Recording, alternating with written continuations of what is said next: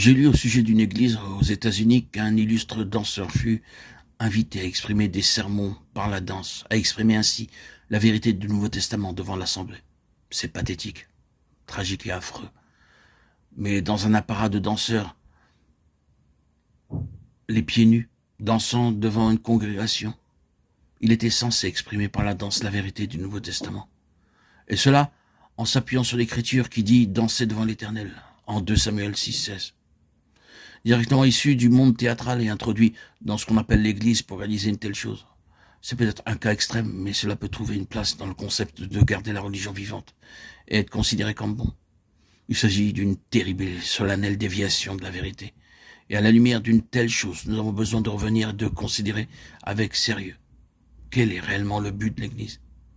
L'Église est révélée dans le Nouveau Testament comme étant constituée pour maintenir dans ce monde un témoignage de la présence vivante du Seigneur, le Christ de Dieu, pour être son incarnation.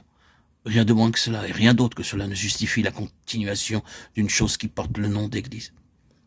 Que des hommes, des femmes rencontrent l'Église, que ce soit en assemblée ou des membres individuellement, dans la vie courante, ces personnes doivent enregistrer la présence du Seigneur.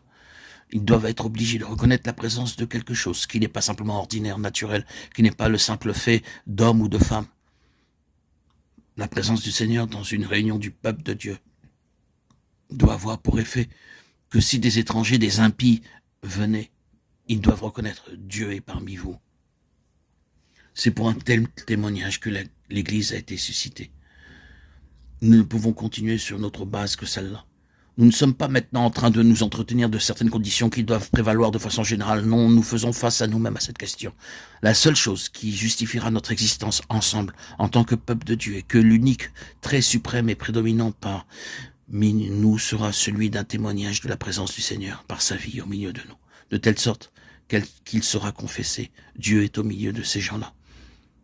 Si nous avons perdu cela, nous avons tout perdu. Nous avons perdu notre vocation, nous avons perdu notre appel. Oh, que nous puissions voir ce que signifie « moi en eux ». Ainsi, nous avons le mystère de la nature divine qui fut manifesté en chair en Christ, perpétué maintenant dans les siens. Ce mystère est grand. Je dis cela par rapport à Christ et à l'Église. Nous sommes justifiés par l'Esprit.